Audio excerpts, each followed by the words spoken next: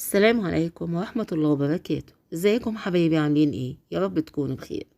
النهاردة معايا حاجة كده لذيذة. طبعا الشكل من بره مش باين او ظاهرة انها اكلة، لكن هي مش اكلة بصراحة. دي تتبيلة لكل المشويات، تصلح لأي مشويات. هنشوفها معانا. هننزل بالبصل على حسب طبعا كمية المشاوي اللي عندكم. انا استخدمت بصلة كبيرة، برضو فلفلاية كبيرة او 2 وسط، طماطمتين، شايل فيليه طبعا، شايلة البذر بتاعهم. التوابل بتاعتي ملح وفلفل، 7 بهارات، بصل بودر، توم بودر، بابريكا.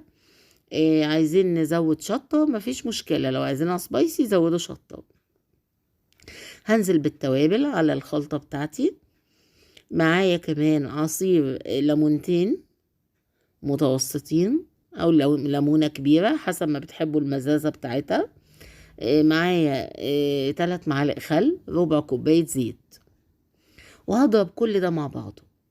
دي تتبيلة تحفة تنفع لأي مشويات في الدنيا، سواء لحمة مشوية، فراخ مشوية، شرايح على الجريل، هنعمل شيش طاووق.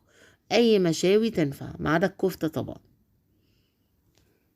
يا رب التتبيلة بتاعتي تكون عجبتكم وتجربوها وتقولوا لي رأيكم فيها.